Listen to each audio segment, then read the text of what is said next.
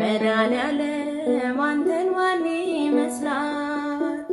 የከበደን በስምህ ይቀላል፣ የማትችለው የለም። ጰራቅሊጦስ እንደሚታወቀው መነሻው ቀደም ሲል በዓለ ሰዊት ይባል የነበረው የአይሁድ በዓል ነው።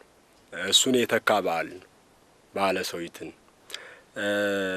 ሰዊትን አይሁድ ያከብሩት የነበረው በዓለ ፋሲካን ካከበሩ በኋላ ለተከታታይ 7 ሳምንታትን ቆጥረው በሰባተኛው ሳምንት ማለትም ትንሣኤ በኋላ በ50ኛው ቀን ማለት ነው በዓለ ሰዊትን የእሸት በዓል ያከብሩ ነበር። ይሄ በዓል በኦሪት ዘሌዋውያን ምዕራፍ 23 ቁጥር 15 ላይ ተጽፎ የምናገኘው ነው። ምንድነው የሚያደርጉት? በየአካባቢው በየሀገሩ ተበትነው የነበሩ አይሁድ በዓለ ፋሲካን ለማክበር ያው ነጻነታቸውን ያገኙበት ከመሆኑ የተነሳ ወደ ኢየሩሳሌም ተሰብስበው በዓለ ፋሲካን ያከብራሉ። ያም ምንድነው ለነሱ ይሄ ወቅት ሚያዝያ ግንቦት የምንለው በዓለ ሰዊት የሚከበርበት ክረምቱ የሚያልፍበት ለኛ እንደ ጥቅምትና እንደ ህዳር እሸት የሚደርስበት ወቅት ነው እና እሸቱን ወደ ቤተ እግዚአብሔር ይዘው ይመጣሉ። ይዘው ከመጡ በኋላ በካህኑ ፊት አቅርበው የሚጠበሰው እየተጠበሰ የሚታሸው እየታሸ በህብረት ይበላል። ይሄ ቀዳማያት ይባላል። መጀመሪያ የደረሰውን በእግዚአብሔር ፊት ይዞ መቅረብ፣ መስዋዕት አቅርቦ እግዚአብሔርን ማመስገን፣ ይህን የሰጠን ፈጣሪያችን ብሎ ለማመስገን የሚደረግ በዓል ይህን የተካ በዓል ነው በዓለ ጰራቅሊጦስ። እንደኛ እንደ ኢትዮጵያ ኦርቶዶክስ ተዋሕዶ ቤተክርስቲያን በዓለ ጰራቅሊጦስ ከ9 የጌታችን አበይት በዓላት አንዱ ነው። ያን በዓለ ሰዊትን የተካል። ጰራቅሊጦስ ማለት ቃሉ የግሪክ ነው። ወደ አማርኛ ስንተረጉመው ወይም ወደኛ የቤተክርስቲያን ቋንቋ ወደ ግዙ ስናመጣው መጽንዒ፣ መንጽሂ፣ ናዛዚ፣ ከሳቲ፣ መስተፍስሒ፣ መስተስሪ፣ ጥንታዊ ህይወት፣ አካላዊ ህይወት፣ ባህርያዊ ህይወት ማለት ነው ወደ ግዝ ሲተረጎም። መጽንዒ ማለት ወደ አማርኛ ስናመጣው የሚያጸና ማለት ነው። በአማርኛ መጽንዒ የሚያጸና፣ ጰራቅሊጦስ ማለት መጽንዒ የሚያጸና፣ ሌሎችን የሚያጸና በጾም በጸሎት በትሩፋት በመልካም ስራ በተጋድሎ በሰማዕትነት እኒህን ለመፈጸም የተሰማሩ ምእመናንን የሚያጸና ማለት ነው። ሰማዕታትን አጨክኖ ወደ ደም፣ ጻድቃንን አጨክኖ ወደ ገዳም የሚሰድ መከራውን ሳይሰቀቁ እንዲያልፉ የሚያጸናቸው የሚያበረታቸው ማለት ነው። ሁለተኛው መንጽሂ ማለት የሚያነጻ፣ ከኃጢአት ከበደል ከርኩሰት የሚያነጻ ማለት ነው ጰራቅሊጦስ ማለት። ናዛዚ የሚያረጋጋ ማለት ነው። አረጋጊ፣ ያዘኑትን፣ የተከዙትን፣ የተጨነቁትን በብዙ አይነት ውጥረት ውስጥ የሚኖሩትን የሚያረጋጋ ማለት ነው ጰራቅሊጦስ ማለት። ሌላኛው መስተፍስሒ የሚያስደስት ማለት ነው። አስደሳች ነው። ያዘኑትን በደስታ የሚሞላ ማለት ነው። ሌላኛው መስተስሪ ማለት ኃጢአትን ሁሉ የሚያስወግድ የሚያስተስሪ ማለት ነው። ኃጢአትን ከሰዎች ላይ የሚያስወግድ ማለት ነው ጰራቅሊጦስ ማለት። ጥንታዊ ህይወት ነው። ጥንታዊ ዘመን የማይቆጠርለት ይህን ጊዜ ተገኘ ይህን ጊዜ ነበረ የማንለው ዘመን የማይቆጠርለት ጥንታዊ ህይወት ማለት ነው ጰራቅሊጦስ ማለት። ይሄ ጥንታዊ ህይወት ደግሞ አካላዊ ነው። አካል ያለው የራሱ አካል ረቂቅ አካል በሰማይና በምድር የሞላ በአየርና በጥልቁ ሁሉ የሞላ አካል ያለው አካላዊ ህይወት ነው። ሌላኛው አክባሪ ህይወት ማለት ነው ጰራቅሊጦስ ማለት። ሌሎችን የሚያከብር፣ የተዋረዱትን ከፍ የሚያደርግ፣ በጉስቁልና ያሉትን በንጽህና በቅድስና ከፍ የሚያደርግ የሚያከብር ማለት ነው። በዓለ ጰራቅሊጦስ ስንል በተያያዥ ያጽናኝ የመንፈስ ቅዱስ በዓል፣ ኃጢአትን የሚያስተሰርይ የመንፈስ ቅዱስ በዓል፣ የሚያስደስት የመንፈስ ቅዱስ በዓል፣ የሚያረጋጋ የመንፈስ ቅዱስ በዓል፣ ጥንታዊ ህይወት ያለው የመንፈስ ቅዱስ በዓል፣ አካላዊ የሆነ የመንፈስ ቅዱስ በዓል፣ ባህርያዊ የሆነ የመንፈስ ቅዱስ በዓል ማለት ነው። በዓለ መንፈስ ቅዱስ ማለት ነው። በሌላ አነጋገር በዓለ ጰራቅሊጦስ ማለት በዓለ መንፈስ ቅዱስ የመንፈስ ቅዱስ በዓል። የሐዋርያት ሥራ ምዕራፍ 2 ከቁጥር 1 ጀምሮ ስናነበው እንደሚያሳየን ወአመ ተፈጸመ መዋዕለ ጴንጠቆስቴ ብሎ ነው የሚጀምረው። 50ኛ ቀን ማለት ነው። ይሄ በተፈጸመ ጊዜ ይላል። ይሄ በተፈጸመ ጊዜ እንዘ ሀለው ህቡረ አሐተኔ በአንድነት ሳሉ ነው የሚለን።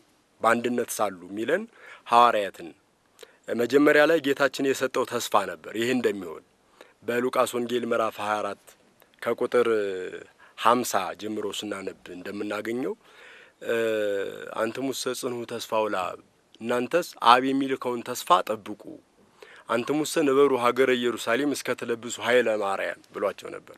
እናንተስ ሰማያዊ ኃይልን እስከምታገኙ ድረስ በኢየሩሳሌም ቆዩ ብሏቸዋል። ለምን ሐዋርያት መንፈስ ቅዱስን ሳይቀበሉ ጸጋ መንፈስ ቅዱስን ሳያገኙ በዓለም ዳርቻዎች ወደ አሕዛብ ቢሄዱ መጽናት አይችሉም። ቅድም እንዳልኩ ጰራቅሊጦስ ማለት መጽንዕ የሚያጸና ነው ብያለሁ። ያን የሚያጸናቸውን ኃይል ማግኘት ነበረባቸው። በተኩላዎች መካከል እልካችኋለሁ ብሏቸዋል። በተኩላዎች መካከል ነው የሚሰማሩት። በእነዚያ ተኩላዎች በተባሉ አላውያን ነገስታትና አላውያን መኳንንት ፊት ለመሰማራት የሚያጸና መንፈስ ቅዱስ ያስፈልጋቸው ነበር። ስለዚህ ያን ተስፋ መጀመሪያ ሰጥቷቸዋል። እንዲሁ ዝም ብለው መንፈስ ቅዱስን ሳይቀበሉ ወደ ዓለም ዳርቻዎች ቢወጡ ለማስተማር ቢሰለፉ አላውያን ነገስታት ሰይፍ ስለው ጅራፍ አሳይተው ሃይማኖታቸውን ሊያስክዷቸው ይችላሉ። የሚያጸናቸው ስለሌለ ማለት ነው።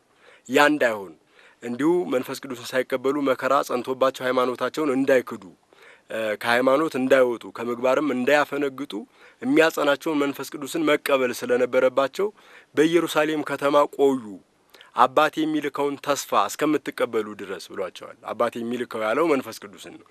በተነገራቸው መሰረት በአንድነት ሳሉ ግብተ መጻ ድምጽ ከመድምጸ ነፋስ አውሎ ይላል። የአውሎ ነፋስ ድምጽ የመሰለ ድምጽ ድንገት ተሰማ ይላል። ድንገት ወደ እነሱ መጣ። በአንድነት ሳሉ በህብረት ሳሉ ነው የሚለን።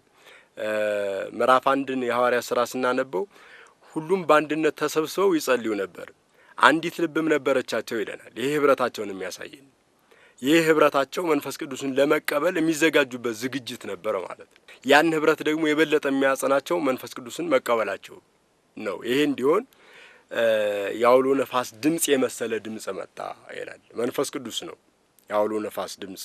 አውሎ ነፋስ ረቂቅ ነው። ባህሩን ሲያናውዝ ዛፉን ሲገስጽ ትሰማለህ። ከየት እንደሚመጣ ወዴት እንደሚሄድ አታውቅም። እንዲሁም መንፈስ ቅዱስም ረቂቅ ነው።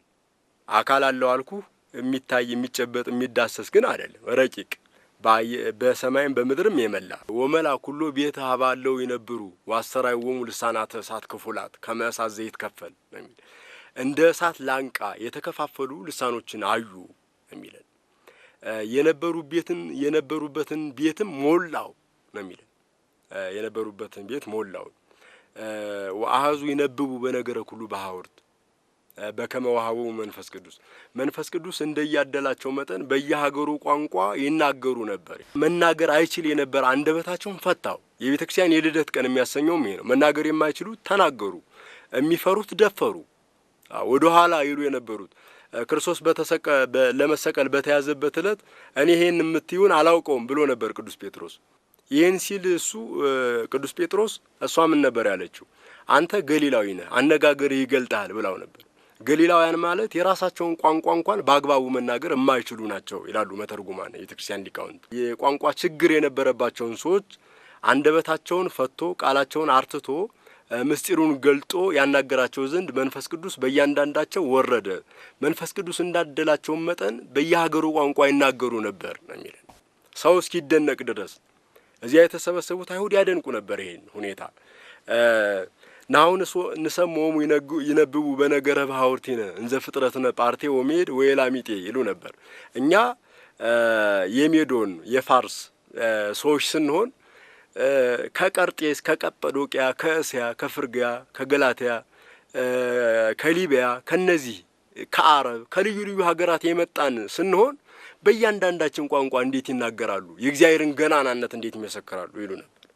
ይህ የሚያስደንቅ ሁኔታ የታየበት የቤተ ክርስቲያን የልደት ቀን አንደበታቸው ታስሮ ይኖር የነበሩ ሐዋርያት መናገር የማይችሉት መናገር የቻሉበት ቀን፣ ደፍረው መመስከር የቻሉበት ቀን።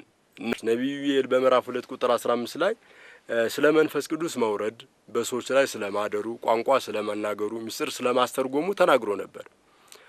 ወምድረዝም ዋይል ከመዚህ በእግዚአብሔርም ድረዝም ዋይል ይከውን ከውምነ መንፈስ የሊበ ኩሉ ዘሥጋ ብሎ ነበር። ከጥቂት ዘመን በኋላ እንዲህ ይሆናል። በስጋዊና በደማዊ ሰው ላይ ከመንፈሴ አፈሳለሁ አለ እግዚአብሔር።